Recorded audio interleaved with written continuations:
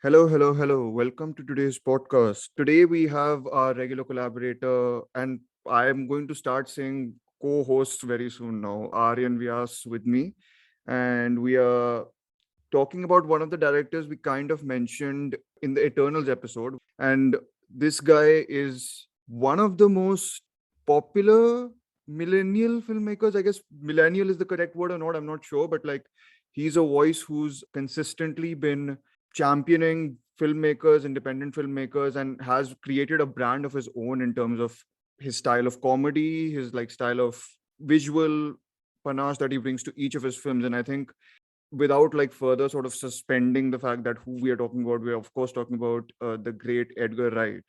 And we wanted to do this episode before we talk about Last Night in Soho, because I think firstly his filmography we can cover because it's like 5 6 films long, so we don't have to like go through an entire catalog of films. And it just, I think, a way for us to like honor him, I guess, because all of us are such big fans of his work. I'll speak a little bit about what movies I've watched of his, and then I'll pass it on to Aryan. But my basic memory of him has always been like he's my go-to for comedy films. He's always been. It's just the style he brings to them is always so fresh and like packed with energy, vibrancy, and just revisiting them again and again. This time I was just amazed by the repeat value some of them hold. So like, but this time the only film I hadn't watched of his but I did watch this time is his debut film, which is only available in a format this podcast is firmly against. So it's available on YouTube on 240p. So sorry, Sanjeet, Karthik, Hemant, whoever is the creator of this podcast, who will basically be saying no to watching it on a 240p print. Anyways, I think the 240p print actually adds to the film's charm. It gets the whole amateurish look of the first film very well, and then it's the type of first effort which you see, and then you're like, you can see the promise, but you also see how geeky and flawed it is. And like the geekiness in A Fistful of Fingers, that's the title of his first film, which is basically like a western homage to a lot of, like, the title is an homage itself, but like there's homages and homages and homages. The whole film is like that. And rather than what we'll see later of his work, in this film he kind of gets lost in his own world, and like you're basically invited into a world without any introduction to it. So it's, you're just like there, and you're kind of like, can I please find a way inside your filmography or like film in some way. It's kind of alienating to watch it. It's a short film, but it feels fairly long also. It's a bit of a rough ride, to be honest, especially if you're familiar with his work. That's all I have to say about it. And I think we're just going to move on to his Cornetto Trilogy, which is one of my favorite trilogies. I know it's not an official trilogy as such, but like as a director's cut trilogy, it's one of the best things I've I keep on going back to. So yeah, Aryan, go ahead. We'll start with Shaun of the Dead, but before that, we can get your overall views also on Edgar Wright as a director. Okay, so yeah, when it comes to these directors, uh, we always keep referring to directors like Wes Anderson and Woody Allen and Edgar Wright and the same spectrum of filmmakers, right? They have I their own mean, distinct style and all. Woody Allen is in another spectrum Yeah, yeah. with Now, Roman Polanski now. So yes, yeah, yeah.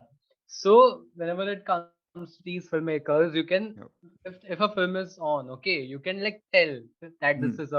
this is an Edgar Wright film. You can tell that this is a Yeah. Wes Anderson film. And to be very honest, I've always been a bit skeptical when it comes to filmmakers like these, Hmm. especially I keep forgetting Danny Boyle, right? The guy who Danny made Boyle. Yeah. Slumdog, and obviously the famous Train Spotting, Yeah. and even its sequel, which was a pretty good movie, surprisingly. Yeah. So yeah, even Danny Boyle, he has his own, vivid style, right? Mhm. So, and Adam McKay, just recently, Yeah. if we Yeah. talk Yeah. about recent filmmakers. Yeah. So to be very honest, I have not been a huge fan of either of those two guys' work, Hmm. like Adam McKay and Danny Boyle. I really like their films. Train Spotting, Hmm. obviously the first one I love. It's a classic. Everyone loves that film. And Slumdog Millionaire is also a really good film. But when it comes to those filmmakers, I feel that a lot of times their style overtakes the substance of their films. Mm-hmm. So, especially if you watch The Big Shot, okay, which is a really good film. I obviously love that film.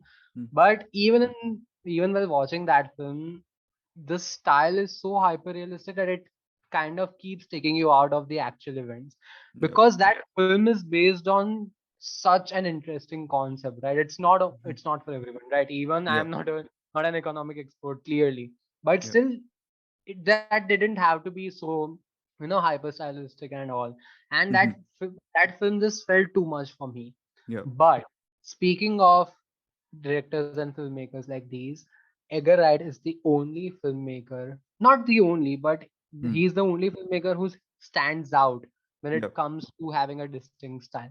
Because Mm-hmm. he's one of those filmmakers who actually knows how to use style as a plot device and Yep. push his narrative through his style by Yep. incorporating it very cleverly, and that's Yep. difficult.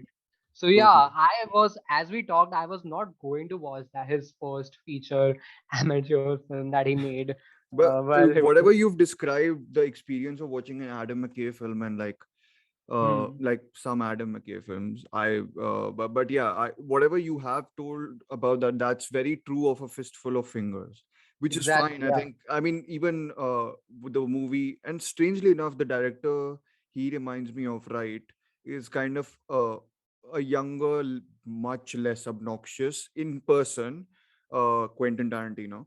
Hmm. And I'm not criticizing his movies, cutie fans. I am Yeah, yeah. criticizing his love for how he expresses love for film.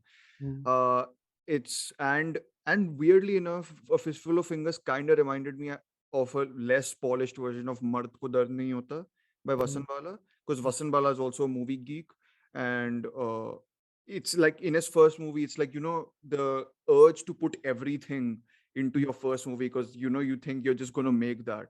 It's there Yeah. in A Fistful of Fingers, so like it's completely like everything is thrown in. So Bombarding you with his own stuff and absolutely, everything that yeah, he needs to see. So as absolutely, I said that I was not even going to bother myself of watching that film. yeah, But we talked about it, right? You told me yeah, that it's okay if you skip over it, it's not a big deal, but yeah, try watching it. And I was like, ah, dikhte, matlab, if I get time, I'll sit through it. yeah. And just today, actually, I came from college and I was like sitting and going through some YouTube videos, kind of preparing for this episode that we were going to record. And I started listening to that guy's interviews, right? Edgar Wright Mm-hmm. ke interviews I started listening to. I listened to a podcast that he was on, Mm-hmm. and I was like, oh my god, the way he talks about films. Like, he talked about how he started making films as a young boy with his own friends around the compound, being Mm-hmm. inspired by Dirty Harry and all those spaghetti westerns and the films that came after, right? Yeah, And I was like, oh my god, I have to watch this film. It's like on yeah. YouTube, right? And I watched it and I was like, I was having a blast while watching it. Okay, Because you I went really in, enjoyed it then. yeah, because I went in knowing, right? I went in Mm-hmm. knowing where he was coming from and all. Yeah, And yeah, it was like, even in the moments where I was like, oh my god, this is so bad, I was like in a complete awe. I yeah, respect whenever, see, for me, it's always been fascinating going back to the root of such of course. established Yeah, filmmakers. Like, if there's uh when Christopher Nolan comes to mind, right? Like his first film following the black and following. white film. Yeah. So it's always fun going back to such filmmakers' initial films, their Yeah, debut, and especially like David Lynch's Eraserhead, right? So that mm-hmm. movie, like all these movies, for some reason, whenever we watch these films, it's like quite easily it could have been summed up in 20 minutes, right? It Yeah, could have easily been a 15-20 minute short film, but no, because they want that feature debut ka tag, they just yeah. keep going and going and they keep dragging it I and know. throwing all their ideas. They go all crazy with it. And Yeah. it's just fascinating, retrospectively visiting such films. Yeah, yeah. I mean, Yeah. just to like go into the Fistful of Fingers a little bit, not like narratively or anything, but I was just like, Yeah. narratively is like not Not even really a possible. word Yeah. to Yeah. describe that film. No, but I think Mm. one of the things I was kind of looking at is like, oh, that scene kind of appears a little bit in Hot Fuzz, where he's like entering into this village. where everyone is there, and I was like, oh, interesting. And then there's like a little bit of the rhythmic editing which he like cuts between shots in a way that mimics music sometimes. I mean, which is a whole other, he made a whole film up on that, so that's a separate topic we'll get to later. But like all those moments I was kind of like enjoying. And then there were a couple of jokes I remember which were like, people misinterpreting each other's words and like just making like double entendre sort of sexual jokes like that. And I was like, yeah, it's fun in that way, but then it's also 77 minutes long. So I was like, okay, I mean, I could do with like cutting off half an hour at least of this, and then it won't be called a movie. So yeah. Yeah, but as again, as Aryan said, that a great, if someone wants to go look at like the roots of someone, and this is like unpolished Edgar Wright, so you can see how he developed from there, in a way that I think is very productive. I've never watched Spaced, which is the one thing we're not going to talk about, and we are not going to talk about the documentary, which neither of us has seen, I think, right? The Yeah, The yeah. Sparks Brothers My documentary. all my knowledge about the Sparks Brothers comes from Anetka Annette. soundtrack. Yeah, Yeah, same. that's Yeah, yeah, yeah, yeah. It's go. Yeah, I know. Same. But I'm curious. I'll probably be watching Todd Haynes' documentary of Velvet Underground and Sparks Brothers very yeah. soon. Same. Anyways, so we'll off with a fistful of fingers. We'll probably move on now to Shaun of the Dead. So, what's the plan? Right. We take Pete's car, we drive over to Mum's, we go in, we take care of Philip. I'm so sorry, Philip. Then we grab Mum, we go over to Liz's place, hole up, have a cup of tea, and wait for all this to blow over. Why have we got to go to Liz's? Because we do. She dumped you. I have to know if she's all right. Why? Because I love her. All right, gay. I'm not staying there, though. Why not? If we hole up, I want to be somewhere familiar, I want to know where the exits are, and I want to be allowed to smoke.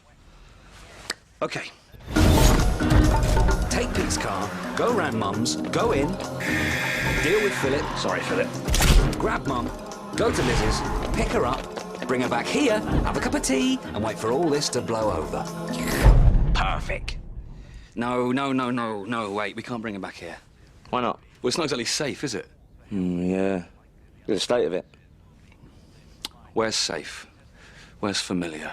Where can I smoke?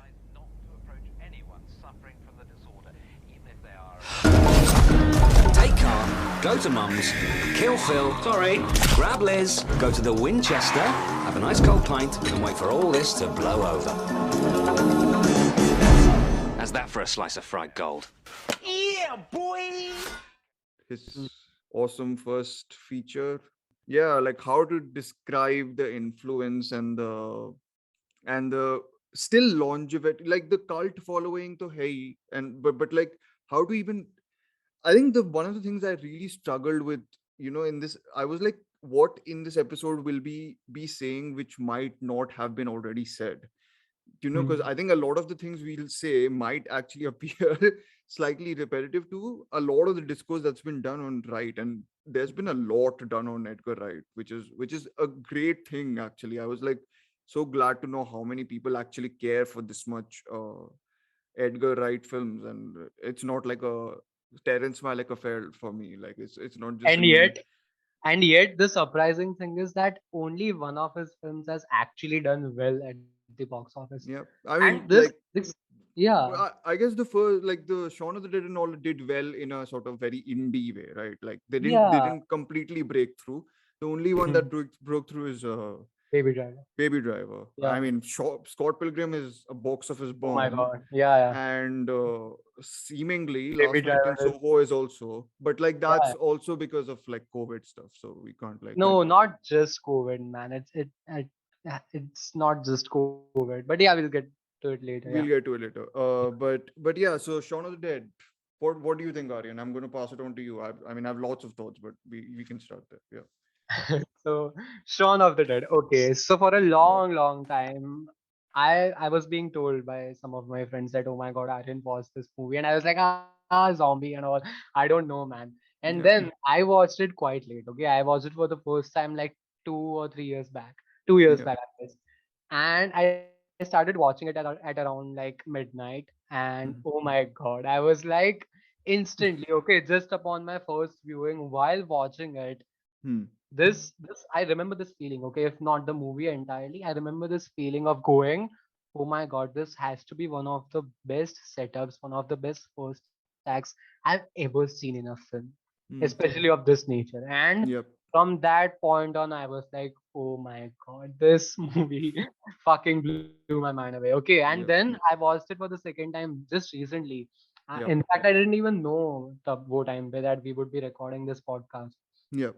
So I was going to have some alcohol that night, and I was Yep. like, I poured some vodka, and I was like, very impulsively, I was like, yeah, what should I watch? And then I was like, oh my god, of course, it's about time that I rewatched this stupid, silly, and yet incredibly made film, and I Yep. tuned into it, and I loved it even more, obviously, as Edgarite Yep. films.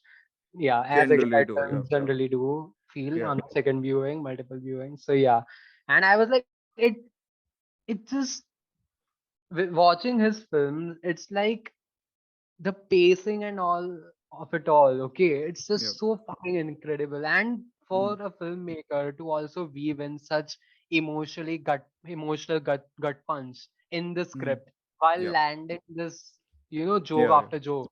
Hmm. It's I think I'll just go ahead and say this. Yeah. Shaun of the Dead easily has the perfect comedies to drama ratio out of all his films. I Okay. agree. And with it I saying agree. something. Yeah. Yeah. I mean, I agree. I think to me, that's the one thing maybe Edgar Wright films aren't talked about that much.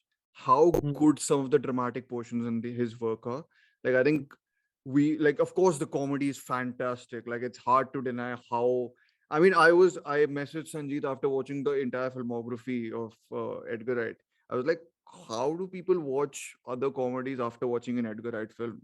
Like who puts in this much amount of effort, detail, precision, everything into a film as much as Edgar Wright does, right? Because mm, every frame is so jam packed with information and information that will further go ahead and make a recurring sort of point to it. It's not just background detail. Background is mm. always informing the foreground, which is one thing I had noted. Like, background is never like stationary. It's always like That completely moving. in It's never conversation with static. what's yeah, it's always in conversation with whatever's happening in the drama itself. Like, I mean, the cliche of an example which we'll give in Shaun of the Dead is that tracking shot, right? The long tracking shot with that repeats itself Yeah. twice, and then it's basically a spot the difference, which Shaun doesn't spot. Which is, see, that on a technical level and on like sort It's of a great. gag level, it's fantastic. Mm, But this time I was like, it's such a clever way of showing how Shaun himself is kind of in his head and can't move on from whatever grow up. I guess that's the whole film is about, kind of growing up, right? yeah, exactly. So we'll get when we get to the world's end, I'll refer back to one element of Shaun of the Dead, which is I think even better in retrospect. Mm, mm. But yeah, the combination of gags and the one and we are talking spoilers here, right? It's 2004 movie in 2021. Watch it firstly and then come back to some of And the a cult classic, yeah. and a cult classic. So come on, I mean, if you watch Zombieland and not watch Shaun of the Dead, shame on you. But anyways, like I think one of the things that I really loved this time was him taking those flowers, the Mm, flowers for his mother, yeah. where he gives them like trying to his girlfriend, saying that Mm, whatever, like trying to whatever make her happy, I guess, in that sense. yeah, yeah. And she sees the label of happy birthday mom, and he's basically like he That then it's she a extension of the joke that, I, exactly. I mean, she yeah. realizes that it's for his mom, and then he goes the next day to the pub, next night to the pub when his girlfriend's broken up with him, and then he throws the flowers in the dustbin, right? which is always, of course, done in a way which is Edgar Wrightish. So zoom, dolly in, smash cut, white pan, and short and smash cut. Like, oh, that's the three things I think.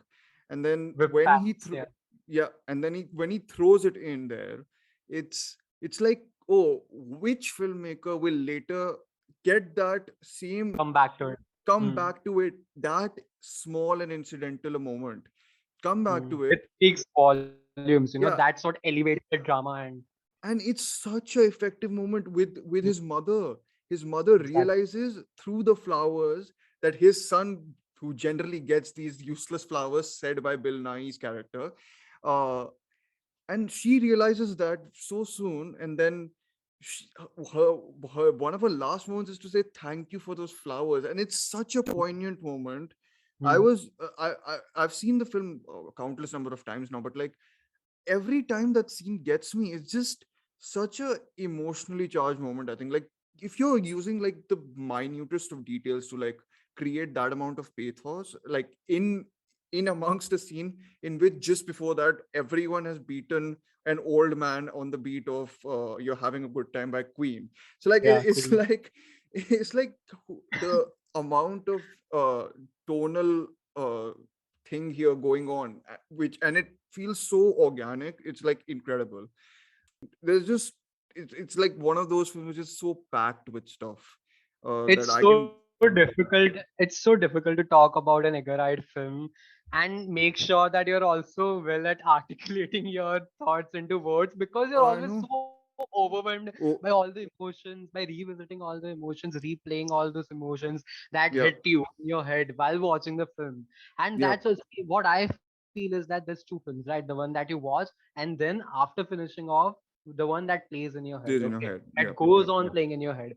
Hmm. And that's one of the key reasons why most of the Edgarite films very well received, to be very Hmm. honest. Aren't very well received at the box office by the audience at that time. Okay, even Hmm. if they are, it's not, to be very honest, it's not a lot of people, right? Yeah. That actually respect his films while they're out in the Yeah. theaters. Okay, but they gain, like, look at every film the guys made, okay, in the Yeah. past, like after 2003, right? This was his first film. Yeah. And after this film, every film that the guys made, it has more respect now. It gets more support from cinephiles and from even general audiences, right? From Yeah. everyone now than it ever did back then, back during its release. Yeah. Because people now have that time to, Hmm. look back and see Yeah. that, oh my god, look at all the other movies that other filmmakers are making. Like, no offense to other filmmakers, but and look at this guy's films. Okay, even Yeah. with the handful of films he's just made, Hmm. there's something that you leave in your mind. There's something that it leaves in your mind after watching it, Yeah. and it's It's, amazing. I think it's there's that difference a lot of times people point out about critics and filmmakers, right? Or Mm, cinephiles and filmmakers also. If mm, I were to make if I were to make a film ever, right? Me being my sort of cinephile thing, what I'll do is I'll try and sort of chuck in all my sort of touchstones and influences and whoever I sort of revere so much, but not provide a way in. And I think what Edgar Wright has that ability to go, he does a lot of borrowing. He does it shamelessly. He mm, pays homage. He does everything. Right? He's not one of those filmmakers, and this he said in an interview, which he loves to bear his influences out. Like he doesn't really care. He wants to share his love of cinema to a lot of people, mm. but he never does that, or like in his best work at least, never does that at the cost of his own characters and his own world.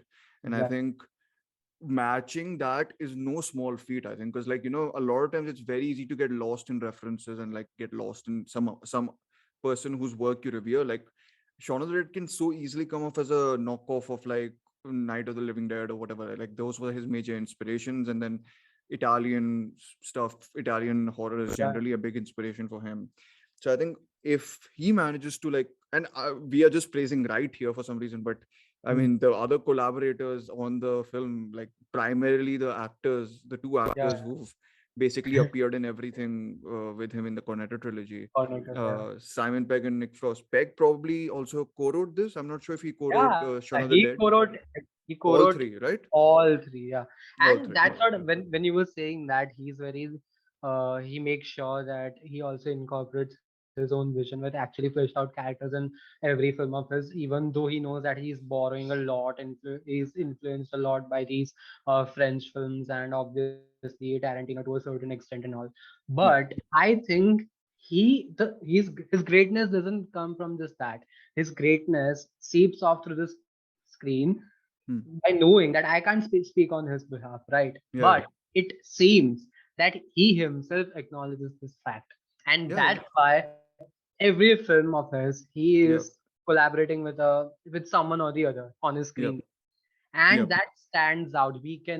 No one can talk about the Cornetto trilogy without talking about without talking about how fucking good Simon Pegg and Edgar Wright we'll are together we'll in get to terms the of Simon Pegg writing. appreciation, because this is like like people know probably of Pegg a lot more from the American films he's done. I mean, Yeah, I think he's fantastic in some of them also, but yeah. as a showcase of a comedic actor who has serious dramatic chops, like, Mm, I mean, just watch Shaun of the Dead. He is so incredible in the dramatic scenes in this. He really breaks you when he like kind of has those emotional moments, and they're small emotional moments. They're not like big whatever.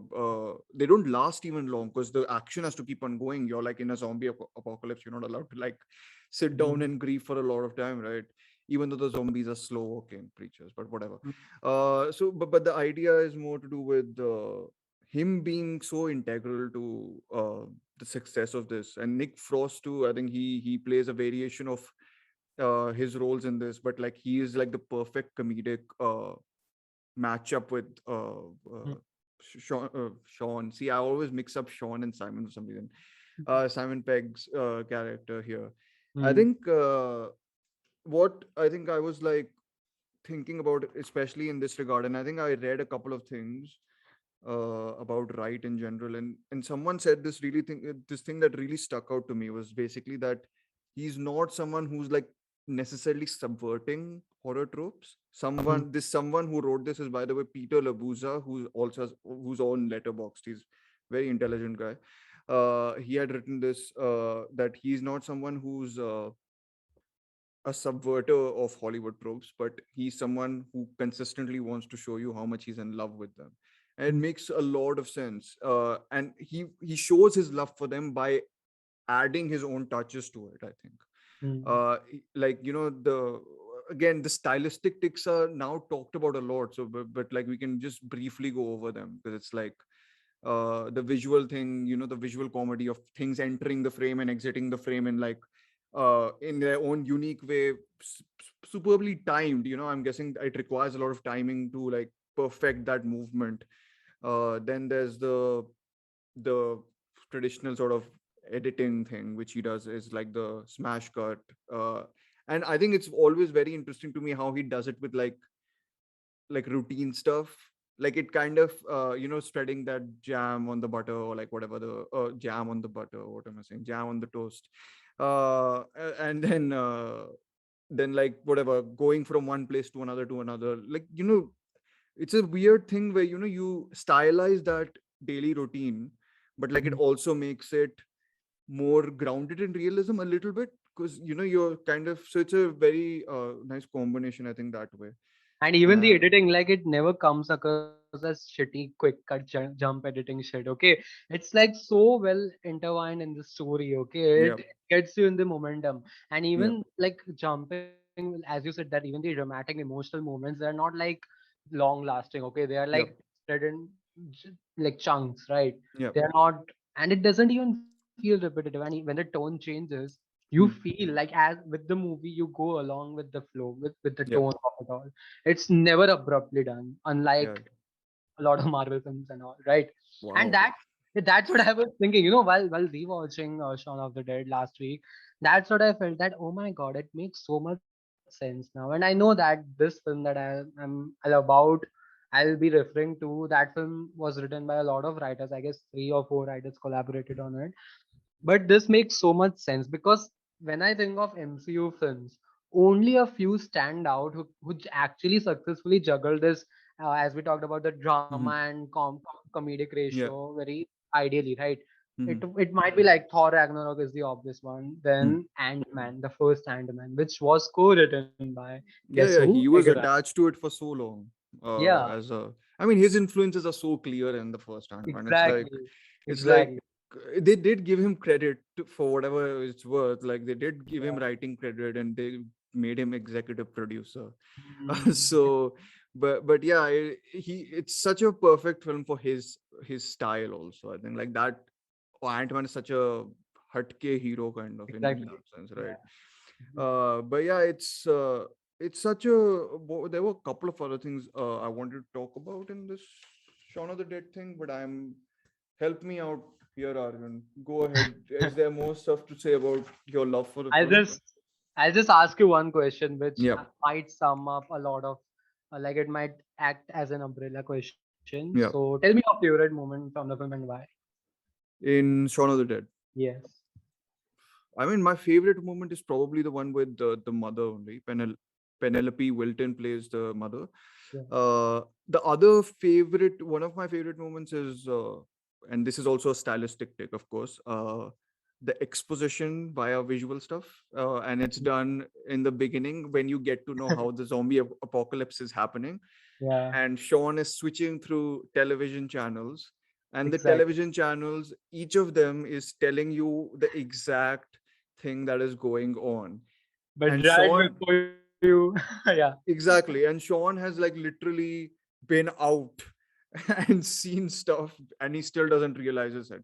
So, like, the element of, and what I'm saying sounds a very sort of technical appreciation, but the Mm, joy of watching mm, someone do that on screen, like, it's you're kind of it's the laughing, but I think more importantly you're smiling ear to ear. You're just like, mm. Jesus Christ, like, how well is it Exactly. Yeah. constructed? Like, do you understand the meaning of how well something can be made? Because you're so fucking overwhelmed while watching it in that moment that you just stop caring about like it's just because it's working on all the levels, right? Yeah, You're smiling not just because it's funny. You're yeah, smiling because you're in awe of this complete art that's unfolding in front of you because this guy somehow these guys have made it work.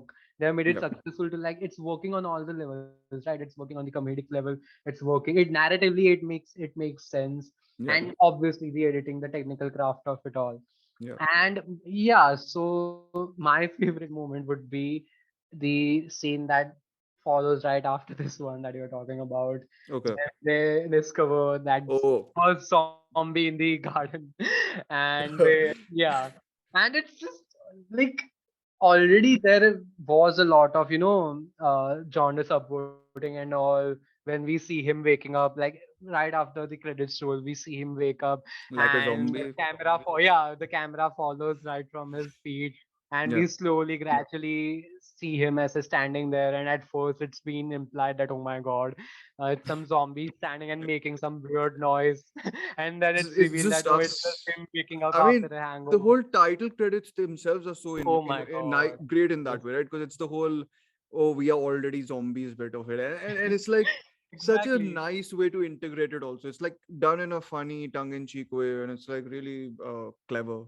So yeah, as an audience, we might be thinking by that point, until that scene, up until that scene of the garden that comes on, Mm, तब तक we as an audience already feel that they are probably done with playing this gag because उसके पहले ही this sequence was there, that parking sequence that you talked about when he goes to the market, gets this thing, and yeah, the it's things are poses, happening in the yeah, background, right? At that yeah, time, yeah. also, like he So, sees someone eating yeah, like yeah, he sees a man eating like a bird, and I was like, and okay, yeah, sure. he's like this.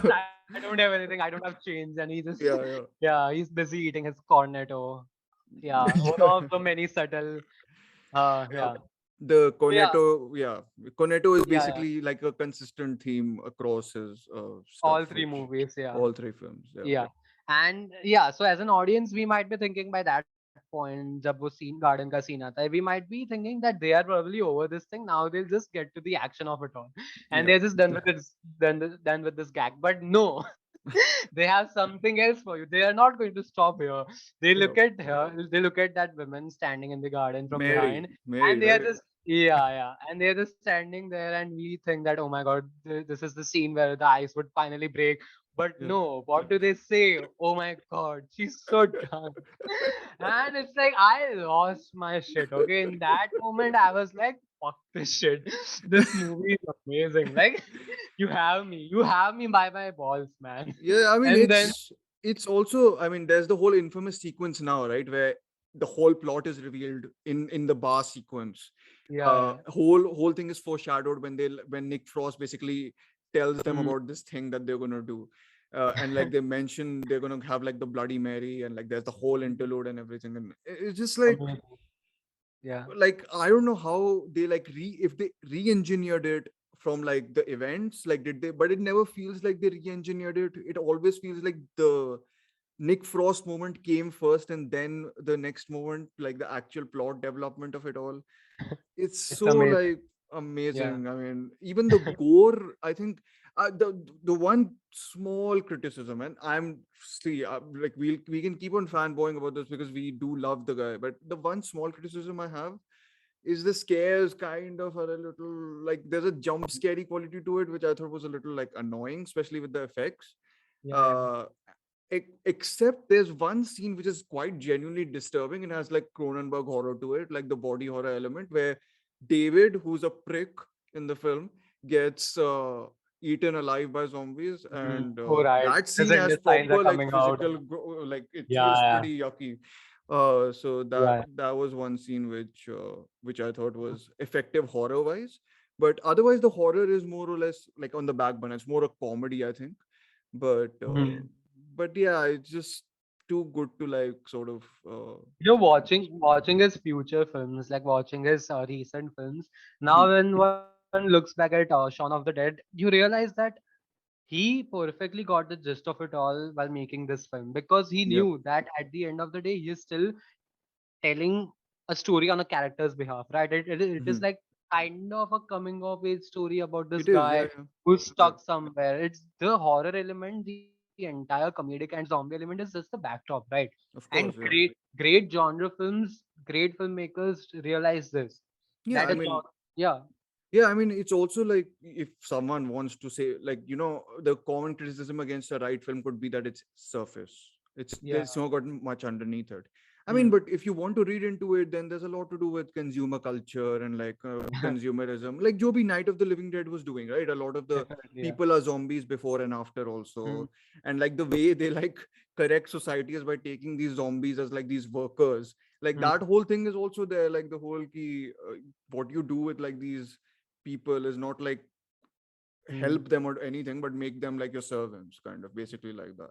And Exactly. but then I think one of the things which I really really liked, this time around, and we are back to liking the film because we don't have any other criticisms. Mm. uh like it's just the ending of it is so like subtly mature, I think, because and sure, and World's End will do this, I think, much more overtly, which is my sort of problem with it.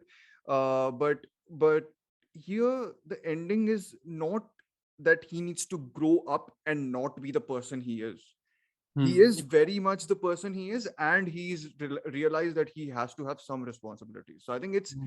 finding that balance between being a grown up and still maintaining the man childness of Thank God you brought that up, because I was genuinely hoping that you bring this up. And it's like I didn't realize this till much later that a lot of people don't seem Hmm, to like the ending. They feel like it's forced, typical like happy ending type of a thing. Like it's a yeah, cliche to end a film, which was so dramatically good, and even obviously comedically it excelled all the levels. yeah, But a lot of people felt that this felt a bit forced. But no, it acknowledges the perfectly fits fact for that me, yeah. yeah, it acknowledges the fact that Simon Pegg's character, Shaun, he knows, he realizes this by now, that I know I shouldn't be stuck at this point in my life. I should actually actually take some responsibilities and move on and Yeah. acknowledge all the difficulties that life would be throwing at me, right? Yeah. But he also knows that it's totally okay to also embrace your past, Of and course. it's Yeah. Yeah. totally okay to embrace the fun elements of your life, and it's Yeah. just I such mean, a perfect ending, it's such a man. Yeah, touching ending also. Like him going to exactly. the back garden and just like playing Yeah. PlayStation with zombie And Nick Frost. even this is the brilliance of Edgar Wright's writing, okay, and Simon Pegg's, obviously, Hmm. that even metaphorically, if you look at it, and I know that I'm looking maybe way too deep into a film, Look, that's it's but fine. Look, it's yeah, fine. but that's, see, the fun. We can go on and on talking about Edgar Wright's film, about how fun his films are. Hmm. But the actual thing that needs more attention, I feel, and which already has a lot more attention now Hmm. compared to what it had earlier, that a lot of people don't realize how meaningful and deep his films actually are, Hmm. because there's so much subtext. Okay, it's not Hmm. just setting up jokes after jokes and all. There's obviously all that meta thing, that hyper realistic style and all, but Yeah. there's so much deeper lying undercurrent of it. Because if you look at it, he is chilling with his girlfriend, right? While Yeah. watching the TV, he's like acting like a mature guy, Yeah. finally coming of age story and all. And Yeah. then he goes in the backyard, okay, Yeah. to a cabin type of a thing. Yeah. And he goes there, and it's his like little comfort corner. Yeah. And that's how it's like so, Yeah. it just spoke to me so I mean, metaphorically, a lot because of he's actually, yeah. yeah. No, go ahead. Sorry, finish your thought. I was No, very because he's yeah. actually like going to this soft corner that he has at a secluded corner of his house, and he's just going there and having his time. And Yeah. he knows that sooner or later this is going to end, so I might as Yeah. well, he have the best out of it. And Uh, it could have been anywhere, okay, but yeah. Edgar Wright chose to shoot it in that like cabin. Yeah. I So mean, that it's speaks very so much about life. It's just I great. never, I honestly never thought of it like that. But it's such a good way of thinking about the ending. I mean, I've read a lot of. I mean, I guess people do it in a way which is more not snarky, but it's like Uh, funny. in the face, yeah. But there is a genuine gay subtext in all of the three films, in all the. I mean, there's a proper gag in this where like one of them is talking about. That he is, I think David mentions to Shaun that, what about your boyfriend, like this guy, and he's like, he's not my boyfriend, and then Nick Frost is like, here's the here's the beer love or something like that. I was like, it's such a cute moment between Yeah, them. exactly. And he says, "Sure, honey," and he says something like that. Yeah, yeah, yeah, Yeah. yeah. So they have like that affectionate thing going between us. Like I can also see it as friendship, as a sort of straight man. I see it more as like a friendship thing. But Yeah, yeah. if you It want to read speaks it to as them. if you Yeah, want to read it as like a gay subtext thing, you can. I think also yeah, because the film never forces it on you, which exactly. some film we talked about recently. And that's how you do your that's how you push your ideas. That's how Hmm. you put ideas that need to be the focus of your culture, right? Yeah. That's how you do responsible filmmaking, not by making it seem all preachy and tendentious, right? This is, and another thing that I wanted to talk It's about all is that sounding you like a mentioned. backhanded slap to a couple of films we've talked about. But yes. Yeah, definitely. Yeah. Yeah. Finally, we are talking good about a film, like Yeah. without getting into all the nitpicks and all. Yeah. Yeah. So you mentioned this word, right, just a minute ago. You used the word man child, and that's how I would describe the entire Cornetto trilogy if I were Yeah. given a choice, right? So this is Yeah. entire Cornetto trilogy is about a man child. Yeah. Okay. And to make it, like, to execute it in such a mature and responsible way, and obviously in such a fun way, Hmm. it's so good, man. Yeah. And as you said, So it's easily one of the best unofficial trilogies yeah. of our Can time. Yeah. so can I assume that this is your favorite of the three? Oh no. It's not it your is favorite. it is I guess. Okay, so it's a tie between this and another film that we'll talk about. Okay. I think it's a tie. I do appreciate, like, on all the levels. I do think this is, as a film, okay, as Yeah. an individual, this is easily Edgar Wright's best film. Not even the Cornetto trilogy. Okay, for Yeah. me, this is his best individual film. But Yeah.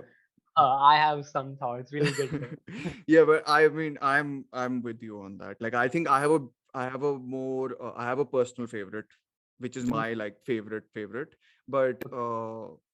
but as in terms of sort of everything, the everything quality of bringing all sorts of emotions to something, I think Shaun of the Dead is pretty much Perfectly it. balanced.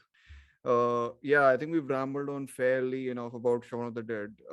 We'll migrate to the second film in the trilogy, which is my favorite, unabashedly, and very much acknowledging that it's my favorite. And Aryan is also representing it by wearing the blue color. So it's Hot Fuzz.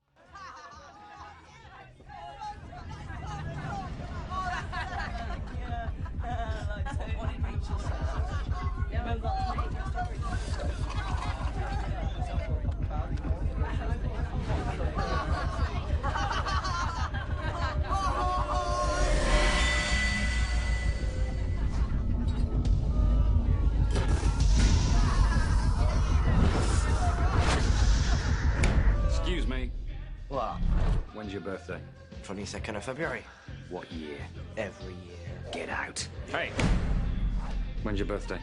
8th of May, 1969? You're 37. Yeah. Get out. When's your birthday? Out! Is there a problem, officer? Yes, there is, Mr. Porter. It would appear a number of your patrons are underage. Well, you would have maybe a month or two south of proper, but if they're in here, it stops them getting into trouble out there. Yeah, the way we see it, it's all for the greater good. The greater good. Well, that's as may be, but the law's the law, and they'll have to go.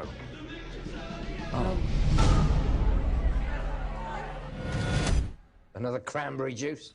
I'm fine, thank you. Which is a 2007 release, I think. Yeah, and it's. Yes. I mean, I think we can. Shaun of the Dead is more of a cult classic than Hot Fuzz, which is. I mean, Hot Fuzz is getting like a reappraisal or something of late, but I think some Hot people Fuzz still. already has a Hot Fuzz already has a cult inside it, na? Yes, This it is so. does. I'm Yes, it sorry, does. yeah, sorry. No, it's perfect. No, it's good. Yeah. It's but yeah, it's my favorite, and it's my favorite. I'll be very honest. Like the simple thing is, I haven't laughed in any other film as much as I've laughed in Hot Fuzz, and I can watch that film a gazillion times and keep on laughing because that film literally every time makes me cry with laughter almost. It's just, and I've posted about this, like the laugh per minute ratio is just off the charts in that film. Like it begins and ends, and I'm literally on the floor. And it's surprising to me that the way the movie, the direction, the final direction the film takes, and I think that's a point a lot of people kind of find a little jarring. When the film Yeah. decides to completely let loose Twist. of like and become like a Michael Bay film. And I was like when I was rewatching it now, I was like, will that portion work for me now? And that portion literally was on fire for me this time. I was laughing like anything. So yeah, I mean, honestly, I think I'll be very that annoying fanboy when it comes to Hot Fuzz. So Aryan, you take over the reins and be more Yeah, productive about it. I'll probably do the annoying job of toning some of your energy and over enthusiasm down for this movie. Yeah. So for me, Hot Fuzz, like Shaun of the Dead is obviously an A plus, but Yeah. for me, Hot Fuzz is okay, like a B plus. Got it. But Hmm. if we just talk about its first half and Yeah. the first two acts are like easily A plus, and Hmm. especially the first act of Hot Fuzz, it's like Shaun of the Dead. फिर भी till to a certain extent was like, okay, the movie is still, it's just beginning, right? Take Yeah. your time and all. Like Yeah. you'll just get used to the tone and all. Hot Fuzz is like, no. Did you have plans for sleeping tonight? Fuck it, okay. Let me take you on a fucking journey, and you dare. I promise that you won't even feel sleepy. You won't Yeah. even realize that these 1 hour 40 minutes of your night has passed, okay? And it Yeah. just gets you into that zone. Hmm. And easily one of the best montages of that decade, of that entire decade of filmmaking, if not the best. Like, oh my god, Is the this the kinetic one energy of it all, which the is in fullest. every frame a painting ka video, which is like Oh, No, no, Yeah, no. That. Oh my God! Thank God that you referred to that video. I've literally made notes. Okay, yeah, I've just made like keynotes that I would mention these two videos on YouTube. Actually, yep, three, but there's this one every frame of painting a video which says yep, Edgar Wright how to do visual comedy. Okay, which is yep, like a great video. I don't know yep. where the Super channel is popular now also. I anymore. think it's one of the most Yeah, it is popular video popular. essays, right? I think. Yeah, I but think. that channel like doesn't have much. Doesn't operate now. I think he Yeah, left. yeah, No, he's now doesn't. doing that voyeur thing with like whatever David Fincher and Oh, I didn't what's know that that. guy David Pryor who made one of the cult films or cult classic films of recent sort of times. They did something where they are collaborating with a number of film essayists like video essays to like Wow, showcase their works or something like that. So he's in it, every frame of painting.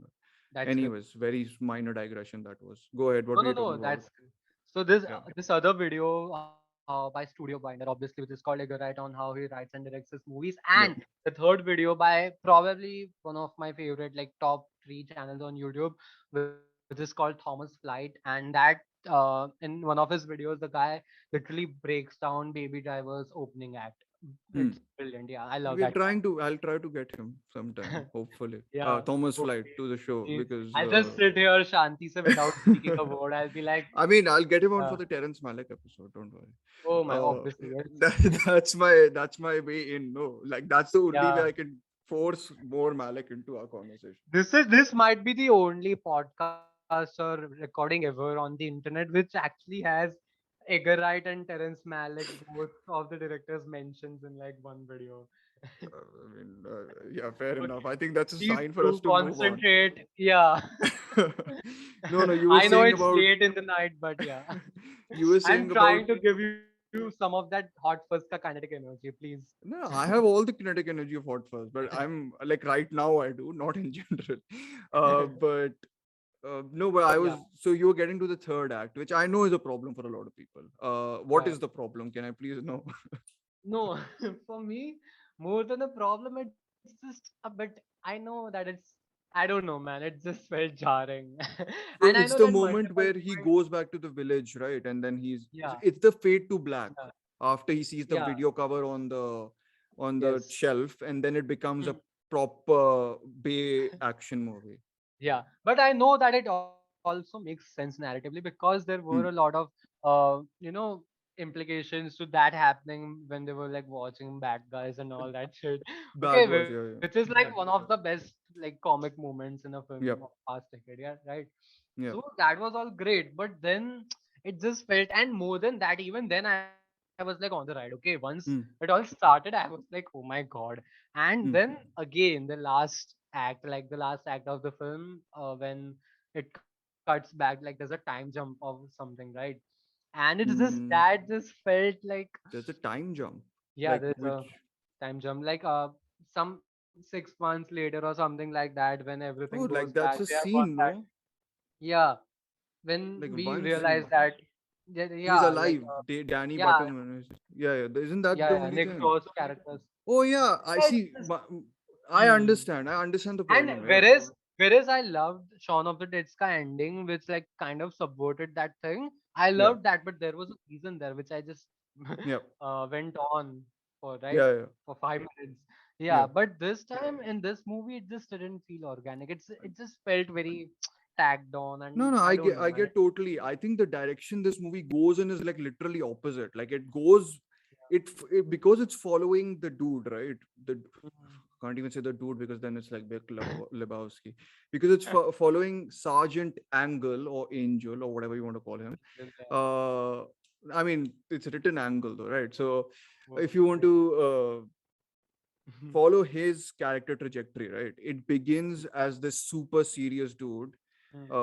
who's like properly into like investigations and everything, and he's like super in tune with everything. I Hmm. just see the last act as him turning off his brain.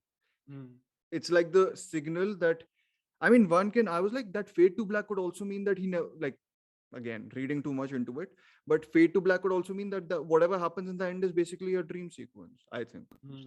Like he Oh, goes back to town and this is him like watching that movie, whatever he sees that cover. Like he puts the Oh, disc on and basically him imagining what oh my how the God. I've never thought of it that way. this time only I was like, oh, I can try to convince people that Because, this is what of Edgar Wright course, means. No, but it doesn't matter. Like, I mean, it again, does I make sense, yeah. but it's just like who can, like, again, is the undeniable, like, construction of it all is so impressive. Again, it's just like, how do you like, every line is a gag almost. No, Every definitely. single line is a gag, I, and not a I've forced laughed, gag. I laughed a lot more while watching Hot Fuzz than Shaun of the Dead. Especially that It's first just, it's yeah, it's just, I mean, so there's like so many popular moments now. It's like the fascist and hack callback. Like, oh it's just my like, God. Yeah. who, like, So there's such a great callback there. And I so good, also man. have a great fondness of film that lay out their mystery in a way where everything is present in front of your eyes, but nothing you can see, kind of. And Hot Fuzz does that like in spades. Like, Mm. it's like littered around. I mean, the names of the people in the village are Mr. Skinner, Mr. Hatcher, Reverend Mm. Shooter, which is one of my favorite names in a film, right? So like, it's so like knowingly funny in that sense that I Exactly. just like completely And lose it. this, I know, I mean, this is such a good excuse, and I don't mean that in a disrespectful or in like a criticism way at Yeah, all. Okay, it's such a great excuse for you to make this movie work while acknowledging that, oh, it's just a parody. Okay, we are yeah, just like playing a parody version of yeah, bad guys. And what movies yeah. were they watching? Bad Die Boys Hard, and Die Hard. no, there was the other one, the Catherine Bigelow one, which is really Point Break. Point Break, oh, obviously Point Break, Yeah, Point Break. and he's just like, this would never happen. I This would know, I never know. happen. Girl. It's so good, like everything. It's the That mix, first no, half it's is the playing of like Angel and the Nick Frost character, like they play off as yeah, like opposites, and then the opposite play off is always very interesting and fascinating. And I think exactly, yeah. there's a point in the film again, and we'll move on quickly because I realize that we'll probably be like super overtime if we keep on going like this. But my one of the things I really wanted to again bring attention to is just this fact that like the flower moment Hmm, in Shaun of the Dead, this of course doesn't have like the emotional weight of it in Hot Fuzz, hmm, but there's a moment where like the Japanese peace lily, his hmm. plant is mentioned like a gazillion times, which is like his companion, Sergeant Angels. Yeah. Uh, there's an exact moment when he breaks that peace lily Hmm. that the film tips over into bad boys territory.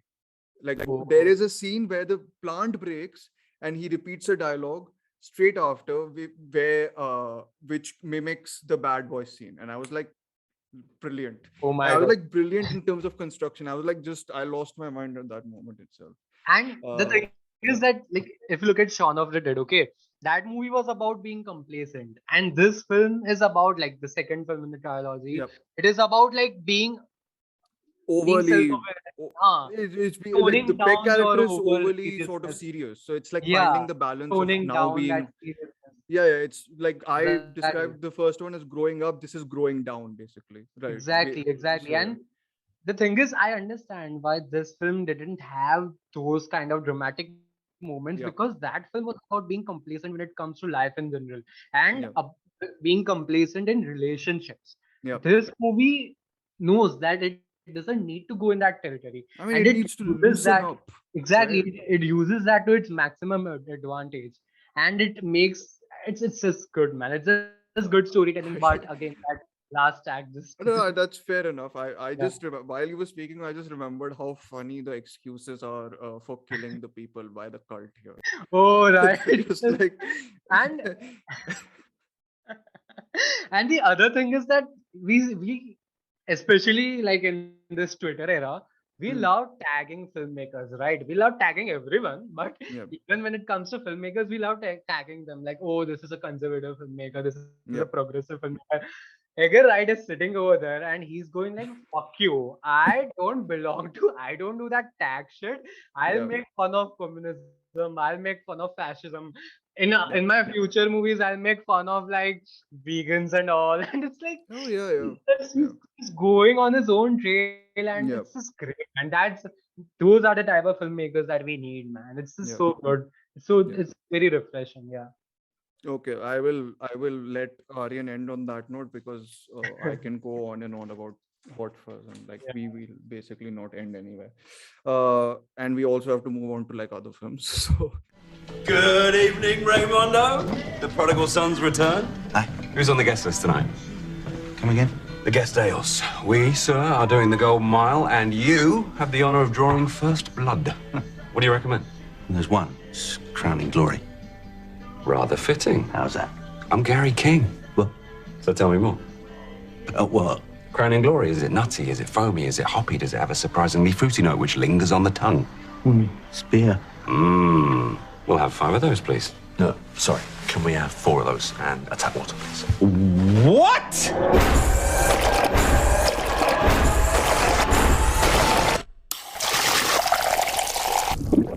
I don't believe this. A man of your legendary prowess drinking fucking rain. It's like seeing a lion eating some hummus. Doesn't make any sense. No, it doesn't make any sense. the third film in the trilogy, the concluding film, which according to star host Sanjeet Singh is peak Edgar Wright, which I think Aryan might agree on and I might have to disagree on then. But yeah, Aryan, you can go ahead. I think you are more enthusiastic about it than I mean. I really like it, but like I have my problems with it also. So go ahead, rave about it, like everyone does. Apparently, it's the smart choice for the best Edgar Wright movie. So You remember how you talked about how while watching that scene in Shaun of the Dead, you were like too overwhelmed, like you didn't know whether to laugh or smile, and he just mm, went on smiling and smiling and smiling throughout that gag. yeah, Okay, that was me throughout the last act, throughout the end portion of the world's end. World's End. Yep. Yeah, and I told you that it might tie up with being my favorite Hmm. Edgar Yeah. Wright film. It definitely is my favorite Edgar Wright Okay. film. So exactly. So And you're with the newer trend of people yes, who like think he's this is his best film or whatever. it's easily an A plus for me because everything that Okay. the guy was building up, everything that the guy was trying to say through the Cornetto Trilogy, it Yeah. all comes together very organically in this film. And the Okay. brilliance of it all is up until like 40 minutes into the film, you have no idea what this film is about, It's right? also And very different right film. Like I think the first exactly, 40 minutes also don't have much of the right exactly. And stylistics that that we're shows used that to. he wants to be more mature when it comes to making this film, right? Yeah. And to be very honest, I watched this film. We talked right about this. I watched Yeah. this film for the first time. Yeah. Yeah. Yeah. I'm actually glad that I waited for this long. I watched this film for the Hmm. first time ever, like 4 days back. Yeah. And oh my God, I actually watched it the night that I was going for last night in Soho. Hmm. And I started watching it and I was like, oh my God, this is so good. And I Hmm. had just read, okay, I only knew that this was going to be a fantasy film. And Hmm. up until the 40-minute mark, I was like, wait, what? What's this film? Like, I'm getting a very different vibe of this film. And Hmm. then it turns into something completely different. And this is where I like to break that ice for you. And Yeah. I like to compare it with Hot Fuzz because Hmm. that switch that happens Hmm. in this film versus the Hmm. switch that happens in Hot Fuzz. Hmm. This is done so like this film. Oh my God, I can Oh, so and you like easily the okay. So I think the switch, I think the sci-fi element is a bit jarring actually abrupt. to the whole Okay. drama. Like Hmm. so we are basically like think we both have Hmm. different opinions on how overtly like how much the referencing is going on in Hot Fuzz and how much of it is Hmm. a drama in the world's end and then it switches gears into sci-fi, right? I Hmm. think that's where we kind of Hmm. differ, I think. Yeah, I'm yeah. not wrong here. I guess, yeah. Though I've also realized that films about alcoholics in general might not be to my taste. Like Hmm. in general, like Hmm. I don't like Another Round at all. I don't really like Okay. Another Round, right? So I think it's quite overrated. So I think in this it's not about the alcoholism. I'll move through my complaints quickly so that you can rave Yeah, about yeah, it, yeah. which I'm very happy for this to be everyone's favorite Edgar Wright film and for me to be wrong, that's no problem. But I just think, and I'll go back to Shaun of the Dead in this actually, that theme of finding a balance of growing up and growing down, right, Hmm. is there in Shaun of the Dead, I think, but it's done more deftly. Yeah, Here, yeah, I think, definitely. the slowered pace, and like, that there's a lot of talking about alcoholism and everything. And I think that sometimes jars with, also, I think this is the laziest exposition Edgar Wright has Yeah, done of a easily. Yeah. sci-fi plot. I was Hmm. like, Especially in first the end. for the first time, I was like, okay, I'm a bit like, I was surprised that Edgar Wright chose to do this scene rather Hmm. than sort of, and you're saying you thought there was a completely different film Hmm. till the point where it switched gears. That I washroom. wouldn't have minded if there was a lot more background information about how Mhm. bad things were happening in the background. Like, Hmm. I think I appreciate all those, because then I think the switch into genre is much more palatable to me. Hmm. Here it's a little too sudden, which, I mean, I was fine. I love the action in the film. I think it's probably the best action he's filmed. Like Yeah. in Hot Fuzz, there's a lot of mimicking of Bayham. So like the Hmm. edits are quite off the charts crazy. So I was like, okay, overwhelmed a little bit. But in this, it's very much more fluid takes, and much more sort of Hmm. choreographed in a way which is very impressive. There's that one lovely sequence where he's trying to hold the beer and drink his beer while everything around him is going crazy. And I'm a that huge that fan of the gap. last sequence also. Oh, The amazing. dialogue with Simon Pegg, Frost, and the network is one of my favorite bits of the Cornetto trilogy, to be honest. But that scene, actually, that scene was that's the only nitpick that I have Okay. about this movie. That the exposition is done very, it's unlike Wright. Okay. Hmm, Like the hmm. writing of it all, it feels very, The writing. yeah. Oh God. Okay. The writing, it feels very tacked on and, a bit in the face, but I think it Yep. works in favor for this movie. And Got it. again, they use this as a very good excuse in all the right ways, okay, in all the Yeah. advantage. So that One more. entire scene, We should keep a counter of this stuff now. honestly. Okay. Yeah, yeah. So they were that entire network wala scene, okay, by the end in the last act, I was getting a bit zoned out in that entire sequence because Yep. I was feeling that, oh my God, this is so like in the face exposition, in the Hmm. face messaging. Yep. But then I was like, I don't I mean, care it is. because we are Yep. looking at everything through these Yep. drunkards. And the thing is, oh my God, I get so fucking excited while talking about this film. Like the more they get drunk, the more the night progresses, the more absurd things get. Yep. And Yeah, yeah. Because we it could also just be like looking at it from their POV, exactly right? So their yeah. perspective, and Yeah. that's what it hit me, that oh my God, this makes so much sense because everything is going to be exaggerated right now because Yep. we are perceiving this entire world, we are perceiving these events from their point of view. Okay, they are Hmm. like 12 pints of beer down, and it's just so good. And the Yep. thing is that alcoholic trope, the alcoholic character trope, it Hmm. works very well for me in this movie because Hmm. see, and it makes so much sense. And this is, I realize this right now. I am connecting Hmm. these dots right now while talking this, that this film came 3 hours after Scott Pilgrim, right? There was a break 3 years. beach Yes. mein. Yeah. Shaun of the Dead, Yeah. Hot Fuzz, Scott Pilgrim, and then this. Yeah. So it makes so much sense because both Scott Pilgrim and this movie, like Hmm. Edgar Wright realizes that these are, if you look at it very on the paper, right, on the Yep. surface, these two movies are very generic. They Hmm. are like, these stories have been told 1,000 times in cinema. Okay, Hmm. it's like since the birth of cinema, these stories have been told. Like if you Hmm. look at a coming of age story or a story about an alcoholic Yep. struggling to get over his nostalgia and all. Hmm. So Edgar Wright realizes this, that Hmm. in order to make these films work, he has to imbue his own style of storytelling Yep. with these generic tropes, with these Hmm. genre tropes. Yep. And that's what makes the great filmmaker, because he Yep. knows that in order to make these generic stories work, I'll have to add in this entire sci-fi element to it, Yeah. and to get your message across of saying that, Yeah. oh my God, maybe you have to grow up one day, and the world that we are living in now, we need to learn to go back to what we were, to our primitive, some of It's a our very, very interesting thing of like yeah, growing up by going back. Such a exactly, like paradox of yeah. like, And uh, now I understand why a lot of people might look back at this movie and feel very conflicted after watching last night in Soho, no, but which goes this is one of the films that wasn't the best received. So this is, I think, the Oh one yeah, that was least best received by Wright fans and other yeah, fans. yeah. But it was also, I think, one of the films that was a lot of critics' favorites. So like I Hmm. think a lot of critics sort of listed as their favorite. So I mean, I kind of get it. Like I genuinely do get it. Hmm. Also great Cornetto ka moment, like Hmm. in the Oh end yeah, where when the that Cornetto thing moment is great. flies on.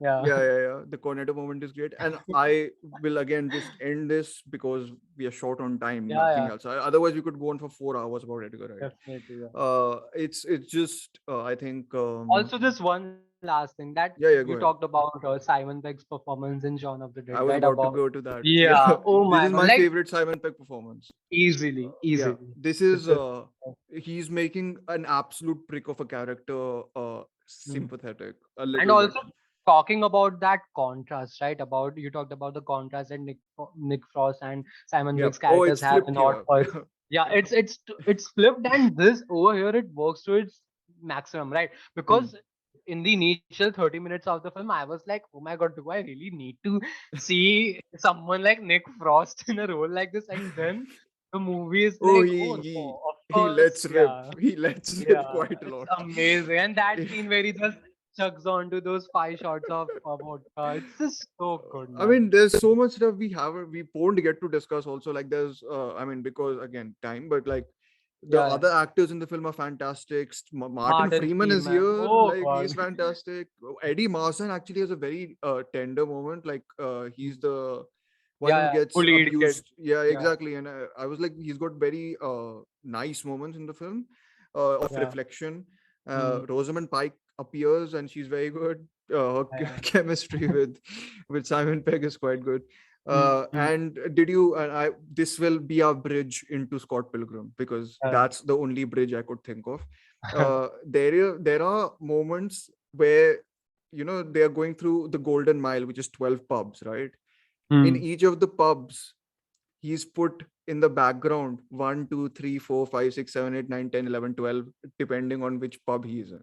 So mm. it's like that. I was this time because this is like my third time watching it. I was like paying attention to that. I was like, oh, where has he like put that 1 or 2 or 3 or 4? And I was like, interesting. Yeah. He does the same thing in Scott Pilgrim with the X's, the seven evil X's. All this, like, Yeah, yeah. as the Mm, number goes on, the background is kind of surrounded by them. mm. So that was my transition. Now you go ahead about what you think of Scott Pilgrim versus the World, which I think is Edgar Wright on steroids, basically.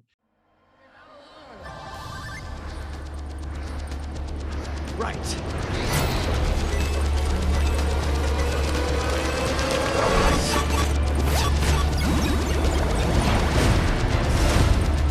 Your hair looks stupid. Second password. I mean, it's not. It's just the comic book is better than the movie. Oh well. Scott! Let it go. Don't worry, I know what I'm doing. Steven, the new lineup rocks. You guys sound way better without me. Young Neil, you have learned well. From this point forward, you will be known as Neil. And Kim, I'm sorry about everything. I'm sorry about me. Scott Pilgrim! Hey, buddy! Save it! You're pretentious. This club sucks. I've got beef. Let's do it. Wait. You want to fight me? For her? No. I want to fight you for me. Scott earned the power of self-respect. Kim! We are a sex bomb, and we are here to watch Scott Pilgrim kick your teeth in! 1, 2, 3, 4.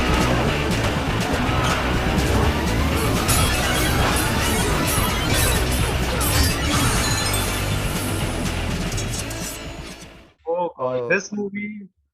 And I have, to be very honest, I have zero idea about the source material over here.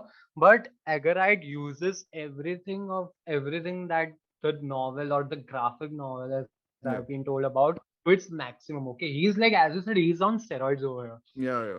That is something that both makes the film work for me and Limits something it. that It's doesn't similar. Yeah. We are pretty much on eliminate the me. same page. Yeah. Because we talked initially, we started this episode by talking about how great filmmakers find that balance of Well, style and content, style and yeah, substance, yeah, right? yeah. Over Hmm. here, it is very evident that Hmm. this film is gets too carried away with its style, but Yeah. at the same time, it's a brilliantly crafted and edited Oh, film. yeah, yeah. It's It has fantastic a film. lot of great comedic moments, but also a lot of moments that feel Yeah. great standalone moments, but don't Yeah.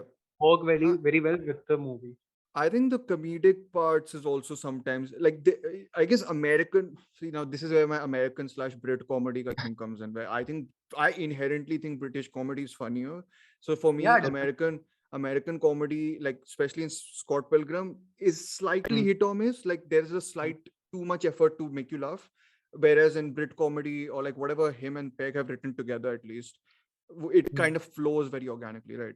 So, I mean, not that many Americans listen to our podcast in anyway, so it's fine.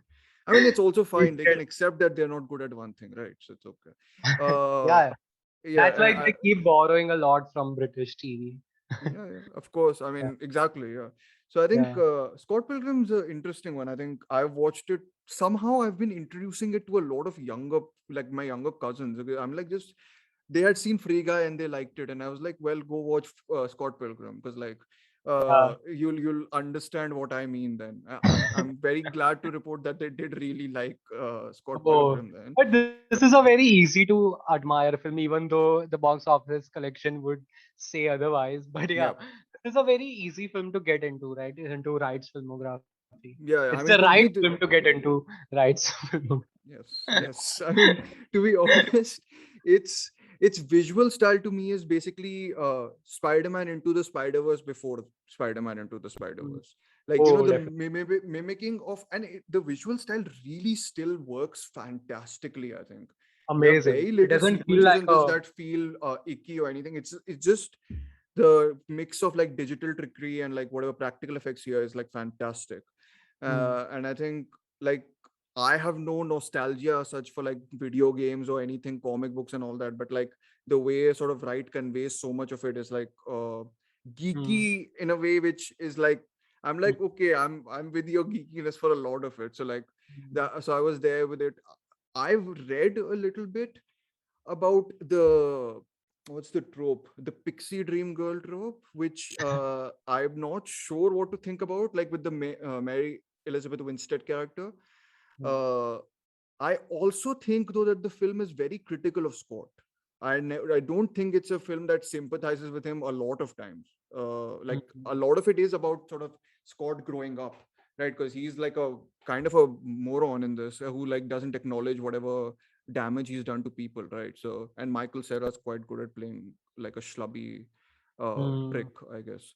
But but yeah, I don't know what to think of like the Mary But Elizabeth Winstead character. Uh, I think that the film doesn't sympathize with him as a hmm, character because he's basically, that's what the film is saying, he's basically inside a game. So hmm, it is very meta, in a very hmm, meta way. This is where I would like to again get onto the deeper philosophical themes, somewhat philosophical themes about hmm, this movie, right? hmm, Otherwise, we can go on talking about the style and style of it all for hours, right? It's an Edgar yeah, Wright film, a very famous one now. yeah, So this is where I would like to get into some of the deeper underlying hmm, themes about this movie. Ki, yeah, what a great fucking way to tell a coming of age story in the 21st century by putting it in the backdrop of a video game. yeah, Like yeah, by putting your entire character ka revolving story inside a hmm, video game and presenting it. Like, yeah. oh, look, this is how it feels being a teenager. This is how it feels being a high Oh, schooler. reminds me of a film Yeah, that by released this year, Aryan. um, I mean, oh let's, god.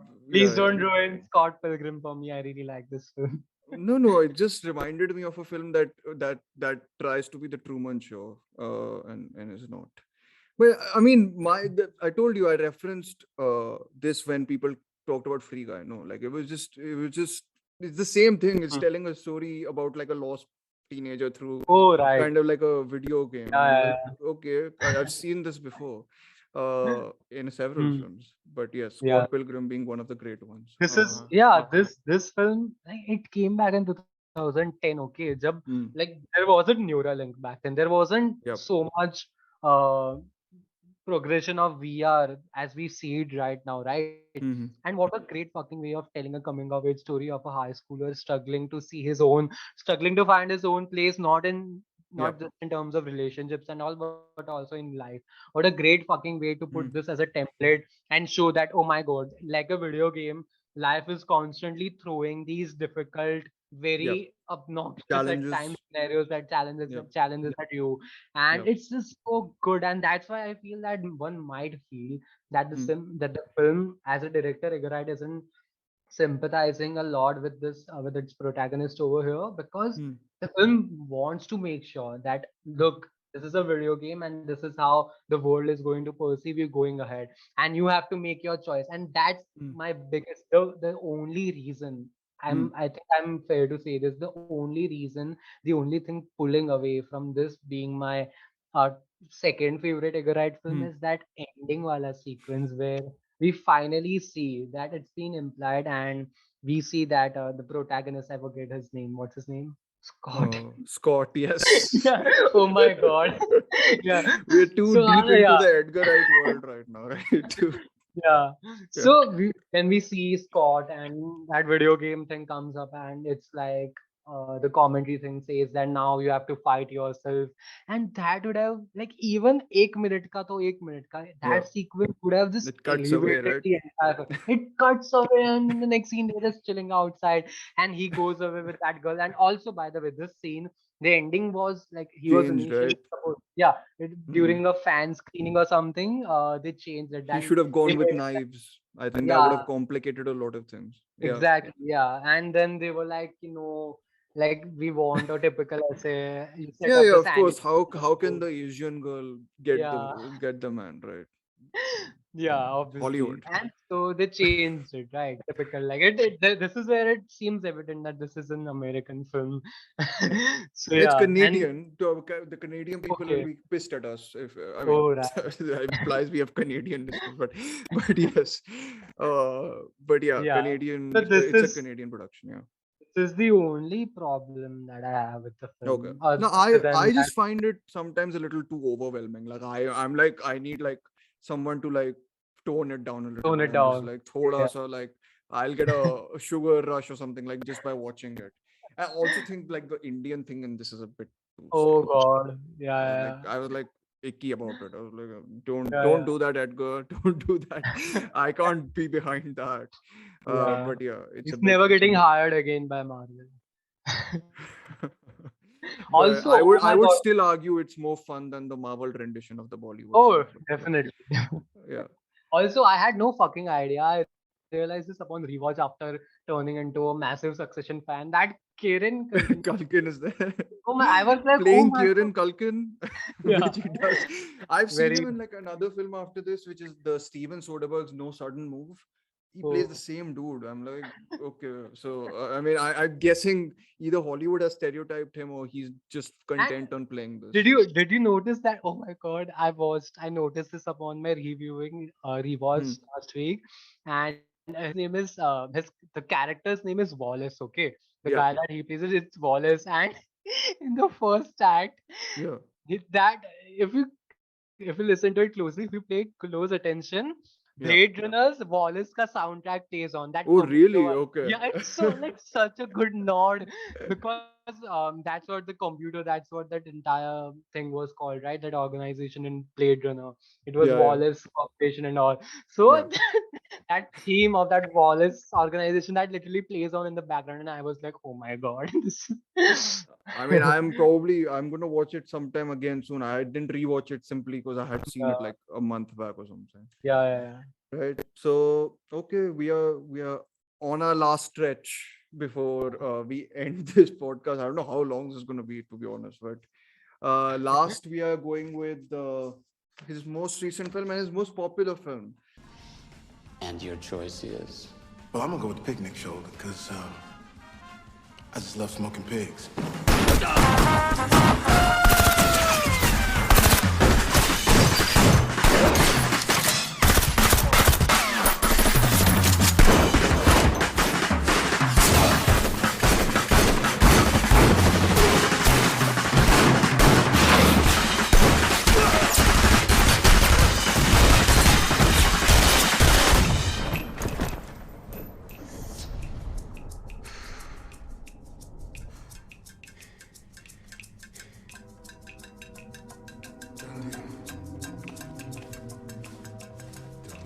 bitch. Whoa! Fuck bats! You got my wife shot! I don't like that! Relax, buddy. You handled it. What the fuck, you piece of shit? You shot the gunsmiths. Weren't they fucking Doc's contacts? They were Doc's contacts. Guess what? They was pigs. Look at the boxes. It's APD. I clocked that tall stripper baker with that fake-ass Louis Vuitton hat right off the bat. He busted me in 98. Now, I don't know about you lovebirds fucking without a condom, but when somebody getting ready to barbecue me, I'm gonna throw him at a bat shit. Baby, don't let him get away.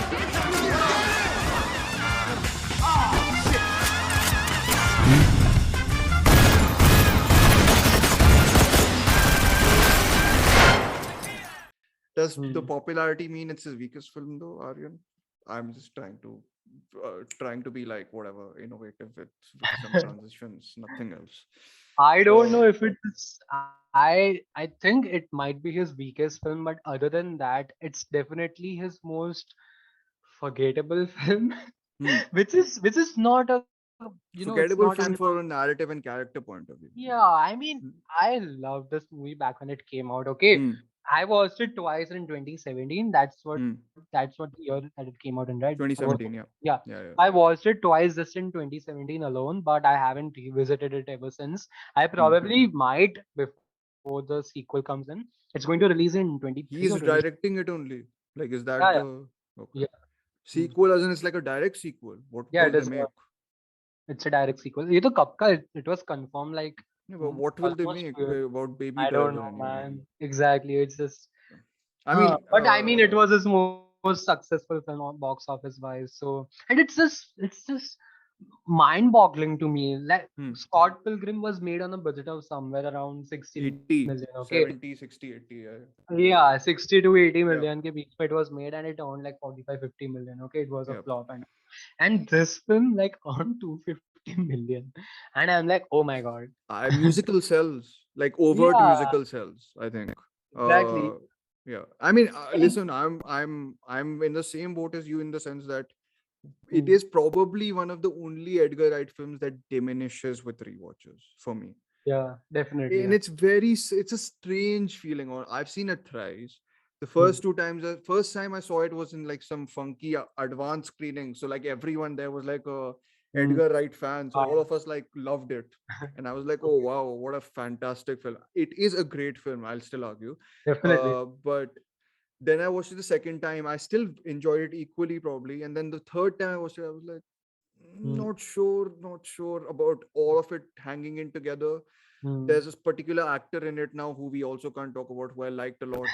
But I don't know if I watch it now, what experience will it be to watch that character? Like earlier, there wasn't at least that pressure of having like that reservation, right? So that's a separate issue. I think the bigger, I don't know what to call a problem here, but I think it's the same. It's not as like full throttle in its style as like Scott Pilgrim, but it's still very much a technical accomplishment. I think more like the technique is much more primary importance than the characters. I think, which is fine. And I think which shows, he actually said in his interviews that for Baby Driver they had like used soundtrack and musical board to figure out everything, characters. even way before. Everything. Yeah. Like they use music and soundtrack even while like building that storyboard and all that thing way before the shooting and production even began. Yeah. And it seemed clear that Yeah. he got maybe a bit too carried away with all of that, and that's the only aspect of the film that I can vividly remember. That entire sequence. I've not watched this film since 4 years, like 17. I guess I watched it for the last time in November of 2017. I guess I've not watched this since then. Okay, not even trailers, nothing, and still I remember vividly that entire car wala sequence right before the robbery, right before the heist, and they are just like replaying the music and just to make it all in sync and all. It was a great sequence. No, Okay, it is. I mean, I can confirm because I've rewatched it whatever a year back. I didn't get to watch it. I might watch it after this episode. But I think it's the way in which it's all synced with the soundtrack is a key Edgar Wright thing. I think in a way, actually, he's so good with these musical sequences. There will be a movie I'll reference in our Last Night in Soho episode, which will hopefully blow a couple of people's minds off. I mean, minds of in the sense that they'll probably think I'm a complete idiot for saying it, but yeah, I will make that claim in any case. Not that I'm an idiot, that that that the movie actually bears resemblance. No, but I think the film holds, at least in terms of its technique. It's just fascinating to see a director beat for beat making a car turn, a car flash, and like everything around it dance to his music, kind of, right? It's, the task. It's like, even thinking about it seems so much of It like, gives it would give any filmmaker like cold sweats, right? I Just the swear thought to of God. yeah. I mean, he did one sequence in Shaun of the Dead, which is like that. Mm, Imagine that being yeah, extended to like entire movie. four, Yeah. five sequences in the whole film, and I'm just like, that's incredible. And I kind of find Ansel Elgort charming. I've read a lot of reviews being like he's like a cold, Mm. like person, like you can't empathize with him. I think he's kind of fine. Like I think he's got charisma to him. Lily He's James is like, basically the extension of Ryan Gosling from Drive. yeah, Stoic fair and enough. all. Fair Yeah. enough. I mean, he can't do stoic though. I think he can Oh do no, no. cute, charming, Yeah. whatever boy. I Hmm. think that's more his zone. Because I saw the Hmm. West Side Story trailer and he's in it, and I was like, it works for me. Yeah. But Lily James, I think, is fantastic in general. Oh, I think obviously. she is like a proper movie star, right? So I've probably been on about Lily James for a lot of people. Like, cast her more as like whatever. I saw in Rebecca, and I was like, why would you cast Lily James in Rebecca? Like, what a strange choice. Even even Jamie Foxx was like quite good in the film. Oh yeah, yeah. I really Yeah. like John Hamm. I really like his switch, Oh like his yeah, character right. switch in this film. I think is fantastic. Oh yes, Uh, amazing. I mean, the guy who shouldn't be named is also pretty good, I think. And Yeah. as a performer, uh, Okay, oh god. We're going to get even us cancelled. I call like, what do I do now? Okay. Anyways, but the point is that the idea of I don't mind the story as such, but Hmm. it does definitely feel like it overstays its welcome, and I think Hmm. by the end it's a bit like, I mean, the ending sequence is fantastic, but it's Yeah. like you kind of Keeps tire going of on. it after a while. Yeah, yeah. Yeah, and I think That's that's actually the how I felt a bit during Scott Pilgrim's last act. It kept going for a bit too long, and that's why in my mind, even though I would have liked seeing that Enka or Scott versus Scott ka thing for yeah. dramatic You were purposes, happy I that was it kind finished. of glad. I was kind of glad that oh my god, because I was getting a bit exhausted at that time, and that's a very clear evidence of why too much style and too much funk, too much sugar rush and kinetic energy doesn't always can't Yeah, yeah. always elevate your Translate. Yeah, yeah. Of yeah. course it can. I mean, I think again, like we've discussed, and I'm closing this off just because we can't exceed this time limit. So, but it's basically what we've talked about, right? He works so well when, and I mean, our criticisms of his films are not like, oh, these Mm, films are bad. These films are great. It's we are, yeah, he set such a high standard now, at least for us, exactly.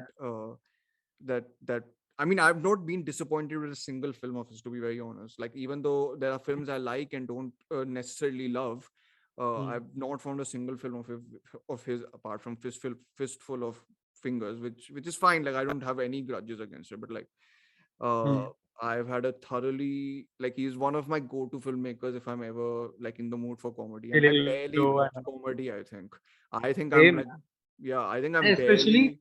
dude, musical and comedies are like the chill, not Yep. comedies, the musicals are like my least favorite genre. Okay, I don't have Hmm. a genre preference to be very Yeah. honest when it comes to films, but if I were given a choice, I would definitely not go for a musical Yeah. film on a random night. But Yeah. that's at least loved watching Baby Driver in that moment, Oh right? yeah, yeah. He Even though incorporates that music thing a lot. fantastically, I think. Yeah, Yeah, yeah. I amazing. mean, Yeah. yeah, I've read people compare him to Bollywood, his style sometimes. The musicality of it. I'll also you wait for the reference. You wait. That's Uh I guess that yeah. you wait for the reference. Anyways, but yeah, I think that's all we have on Edgar Wright. I mean, that's not all we have. That's all we have time to talk about Edgar Wright. He's probably one of my favorite filmmakers. Not probably, it's understatement. Definitely one of my favorite filmmakers, and And yeah, I mean, I don't know what else to like end the episode on and such. Just watch his stuff, support the guy, listen to him talk about films. Fantastically articulate about talking. I Amazing. wanted to I would watch all the rather films he's talked about. exactly, Uh, man. I would rather might be an unpopular opinion, but I would rather listen to him talk about films than Quentin oh Tarantino. yes, thank you, thank you. I literally messaged Sanjeet saying that he's not Mm. nearly as annoyingly obnoxious about film love Exactly, as yeah. Quentin Tarantino. He's It's like amazing. he exactly. It's a joy to watch him talk about his art Quentin and stuff. Tarantino, he's come to a point where I have no grudges against him, but Hmm. he's come to a point where it might come across a lot of times, even in his older interviews, that he's talking down on the audience. Yeah, it not in his films, And I it, think, but more in his the ah, way he the way talks. I he think. yeah, no Yeah, offense to the guy. I mean, I love him. I love yeah, his yeah. work. I mean, But both. I think both of us Edgar are Wright, fans of his films. Yeah, yeah, exactly, yeah. And yeah. but Edgar Wright, when it comes to Edgar Wright and especially Paul Thomas Anderson, these two guys talk about films as if they are like they are still students of film. Okay, Yeah, like they're yeah. admirers of film and they are Geeky making the students also, like yeah, they're like very like yeah. dorky, geeky, and like enthusiastic students, and it's really Right. lovely to watch like grown men be like that, I It think. makes us feel like we're just sitting with them and chilling and talking Yeah, about films. It's great, yeah. yeah, yeah. Okay, yep. So that's it for our Edgar Wright episode. I mean, I don't think you'll find any other director anytime soon where you'll see us gushing this much consistently. I guess we might do a Paul Thomas Anderson episode sometime, which will again.